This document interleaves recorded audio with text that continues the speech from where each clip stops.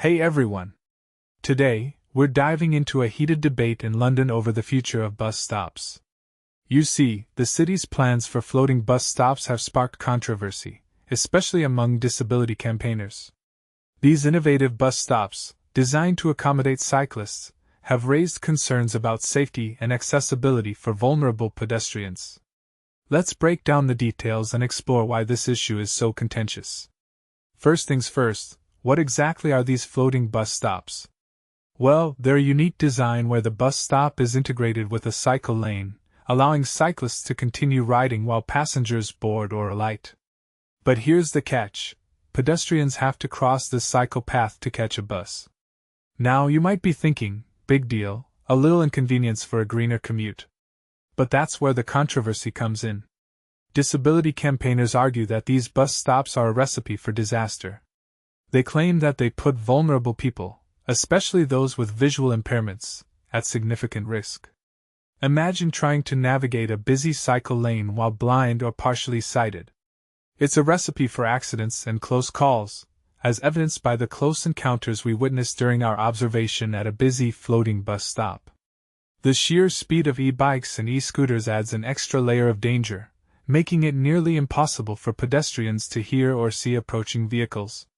Now, let's talk about the statistics.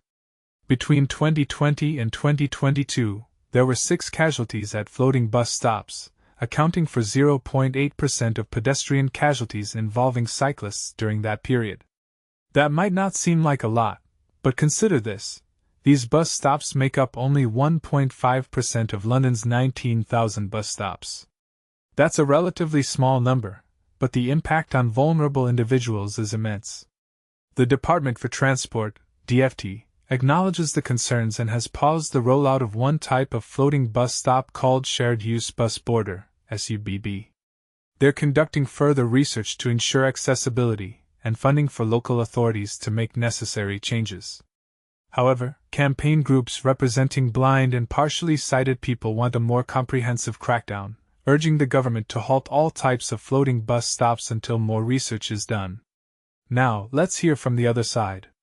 Pro-cycling groups and City Hall defend these bus stops as a step towards a more cyclist-friendly and inclusive city.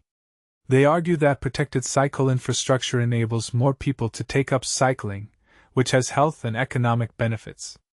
The Mayor of London, Sadiq Khan, aims to see 80% of all journeys in the city being done on foot, bicycle, or public transport by 2041. And these bus stops are seen as a crucial part of that vision. But here's the catch-22. While these bus stops may benefit cyclists, they come at a cost to vulnerable pedestrians. The National Federation for the Blind UK, NFB UK, warns that simply changing the designs won't make them safe or accessible for blind and partially sighted people. And it's not just about safety, it's about inclusivity and accessibility.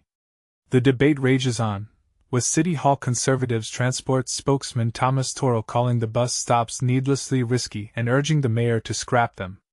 Eric Matthews, the policy lead for travel and transport at RNIB, echoes these concerns, highlighting the challenges faced by people with sight loss in navigating these bus stops safely. So, where does this leave us? It's a complex issue that requires a delicate balance between promoting cycling and ensuring the safety and accessibility of vulnerable pedestrians.